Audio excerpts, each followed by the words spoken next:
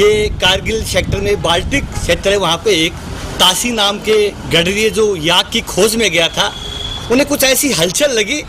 वहाँ पे पाकिस्तानी सैनिक और उनके आतंकवादी बंकर बना रहे थे। उन्होंने ये रिपोर्ट आकर हमारी भारतीय सेना को दी। उनके कुछ सेना के जवान गश्त में गए थे। 5 मई को कुछ जवान वहाँ पे खेत रहे। बाद में युद्ध लंबा छिड़ा। भारतीय सेना नीचे थी, पाकिस्तानी 15,000 फीट की ऊंचाई पे थे। ये युद्ध बड़ा अद्भुत युद्ध था।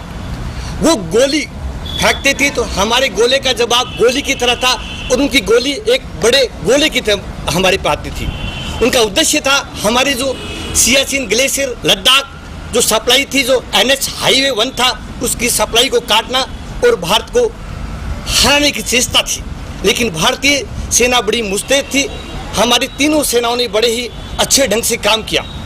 हमारे 4 जाबाज सैनिक थे, उनको भारतीय सेना का सर्वोच्च पदक परमवीर चक्र मिला। उसमें थे कैप्टन विक्रम बत्रा, जिन्होंने हमारी ऊंची चोटी 5140 और 4875 का लक्ष्य दिया था, बखूबी उन्होंने निभाया। दोनों को अपने प्राणों को देकर उस चोटी को बचाया था। दूसरे थे लेफ्टिनेंट मनोज पांडे, उनको भी एक घाटी का दिया था। उन्होंने अपने प्राणों की बाजी लगाकर उन जीत दर्ज की। ये थे ग्रेनेडियर योगेंद्र सिंह यादव, जिनको हमारे टाइगर हिल का जीतने का जिम्मा दिया था। उन्होंने भी अच्छा काम किया और टाइगर हिल को अपने कब्जे में लिया था। एक थे राइफल संजय कुमार यादव, उनको मुस्को घाटी का मिला था जो संदेश, उसको पूरा किया और उन्होंने उस घाटी को फतेह किया था। हमारी सेनाओं के पास में बफोस जैसी तोप थी। शानदार तरीके से बफोस तोप का इस्तेमाल हुआ और हमारे को विजयश्री प्राप्त हुई। उस समय हमारी थल सेना का नेतृत्व करे थे जनरल VP मलिक। वो VP मलिक, एक मैं आपको सुनाना चाहता हूँ वाकया। 2nd राइफल राजपूताना राइफल के एक दिगेंद्र सिंह हमारे नीम का थाना के थे।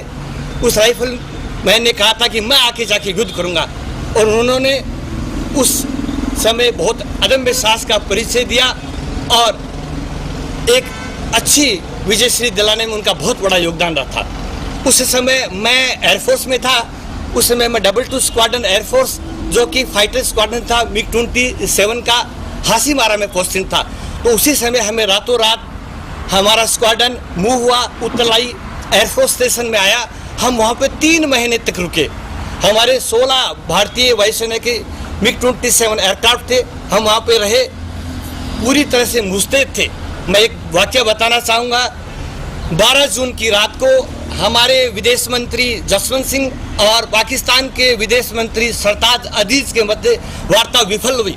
उस समय रातों रात हमने हमारे विमानों को बम से लोड किया और पूरी तरह तैयार थे। युद्ध होता है तो पूरी सेनाएं, पूरे देश की सीमाएं चौकसी करनी पड़ती है। हमारी भारतीय वायुसेना के पास में उस समय MiG-21, MiG-27 और मिराज 2000 जैसे विमान थे। हमारे विमानों ने लगभग 300 सॉर्टीज की और भारत की जीत में अहम भूमिका निभाई थी। और हमारे और भी विमान थे जिन्होंने भी अच्छा कार्य किया इस क्षेत्र में। पूरी तीनों सेनाओं ने मिलकर के इस साहसिक कार्य को दिया। आज हमारा देश बहुत आत्मनिर्भर है। जिस प्रकार पहलगाम की कायराना हरकत का जवाब हमारे ऑपरेशन सिंदूर के माध्यम से दिया गया था, अब शायद पाकिस्तान ऐसी हिमाकत नहीं करेगा। अब आज हमारे पास में स्वदेशी संचालित हथियार भी है। भारत अनेकों हथियार विमान भी भारत बनाने लग गया। तेजस विमान भारत की HAL फैक्ट्री से ही निर्मित है। आने वाले दिनों में भारत आत्मनिर्भर होगा। देखिए, ये बात 99 की है। उस टाइम मैं एयर हेडक्वार्टर वायु भवन में था और एयर मार्शल बरार साहब was my head. He was operational head of the Kargil युद्ध फ्रॉम एयरफोर्स। मैं आपको बताना चाहता हूँ कि हर एक का अपना अपना योगदान होता है। एयरफोर्स, नेवी और आर्मी का किसी भी युद्ध में अपने अपने स्तर पे योगदान होता है। जैसा कि आपको पता चला कि गडेरे ने हरकत देखी कि पाकिस्तान के कुछ सैनिक वो गतिविधि कर रहे हैं जो हमारे देश के लिए ठीक नहीं है। तो एक गडेरे की भूमिका बहुत बेहतरीन थी।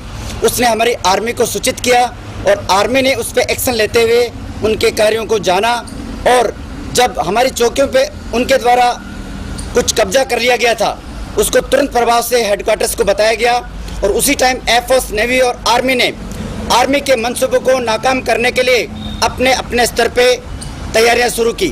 तो मैं बता देना चाहता हूं कि आर्मी जब ग्राउंड लेवल पे अपना कार्य करती है तो ठीक उसी समय एयर डिफेंस दिया जाता है। एयर डिफेंस का काम भारतीय वायुसेना का होता है। भारतीय वायुसेना यह सुनिश्चित करती है कि उस युद्ध के दौरान जो भी गतिविधि दूसरे देश के द्वारा की जा रही है उसको किसी भी सूरत में हमारे देश के विपक्ष में नहीं होना चाहिए। तो हमारा एयरफोर्स के हेड एयर मार्शल बरार साहब उस टाइम थे एयर हेडक्वार्टर वायु भवन में। उन्होंने ये सुनिश्चित किया कि आने वाले दिनों में पाकिस्तान को ऐसा सबक सिखाना है कि वो भारत की तरफ आंख उठा के भी ना देखे। ठीक उसी समय भारतीय वायुसेना ने एयर डिफेंस को प्रोटेक्ट किया तो आर्मी ने जमीनी स्तर पे बहुत कुछ लड़ाई लड़के पाकिस्तान को खदेड़ा और उसी समय पानी में हमारे ये वायुसेना ने पानी के स्तर पे बहुत सारी गतिविधि करके उस तरफ से भारत को एकदम सुरक्षा सुनिश्चित की। तो मैं बता देना चाहता हूं कि उस टाइम सभी की अपनी अपनी भूमिका थी और आज हम रिटायर हो गए हैं तो आज भी हम शेखावाटी में शिक्षक के रूप में कार्य करते हैं। हमारा दायित्व बनता है कि नौजवान पीढ़ी को हम भारत की सेना के लिए तैयार करें, उनमें वो जज्बा भरें कि आने वाले समय में वो हमारे देश के लिए प्राणों को न्यौछावर करे। और भारत में मैं बता देना चाह रहा हूँ आपको सर, आपके चैनल के माध्यम से कि शेखावाटी क्षेत्र है जिसमें हर घर में एक बच्चा ऐसा है जो भारतीय सेना में भर्ती होना चाहता है, क्योंकि यहाँ का जज्बा उसको इस तरफ खींच के ले जाता है। तो आने वाले समय में हर एक गांव में हम ये कोशिश करेंगे जितने भी रिटायर्ड फौजी हैं कि बच्चों को सेना के प्रति रुझान पैदा करें उनमें और उनको देश सुरक्षा में लगाएं। तो ठीक आज पूरे संदर्भ में मैं पुनः नमन करता हूं और सभी को श्रद्धांजलि अर्पित करता हूं। मैं श्री राम पिलानिया, सार्जेंट, भारतीय वायुसेना, वर्तमान में गवर्नमेंट सीनियर सेकेंडरी स्कूल भूमाबड़ा में शिक्षक के पद पे। Thank you very much sir. अभी तक आपने कितने ऑपरेशनों में भाग लिया है? सर वैसे देखा जाए तो ऑपरेशन 99 वाज माय फर्स्ट। 89 में मैं भर्ती हूँ, पर मैं उन सभी उच्च पदों पे रहा हूँ जहाँ पे हमारे बॉस के साथ ड्यूटी रहा मेरा। मैं भारतीय वायुसेना में 20 साल नौकरी किया है, जिसमें से 10 से 12 साल मैं दिल्ली हेडक्वार्टर में रहा हूँ। मैं एयर फोर्स के चीफ के साथ एंड वाइस चीफ के साथ मेरा ड्यूटी ज़्यादातर रहा है। तो मैं आपको बताना चाह रहा हूँ सर कि सभी सेनाएं जब साथ में मिलती हैं तभी युद्ध में सफलता मिलती है, क्योंकि पानी में नेवी हमें प्रोटेक्ट करती है और जमीन स्तर पे आर्मी का बहुत बड़ा रोल रहता है। और ठीक उसी समय भारतीय वायुसेना हमारे एयर डिफेंस को सिस्टम को ठीक करती है, तभी जाके एक युद्ध में सफलता मिलती है। ड्यूटी के दौरान आप चुनौतियों किस रूप में देखते हैं? चुनौतियाँ बहुत हैं साहब। जब रात को पूरी रात भर ऑपरेशन चलता है, प्लानिंग चलती है, उस टाइम खाना पीना सब 24 आवर्स के हिसाब से होता है। उस टाइम ये नहीं होता है कि अभी ड्यूटी ऑफ हो गया है। युद्ध के दौरान सभी लोग, चाहे वो आर्मी हो या navy, 24 hours on the toes रहते हैं।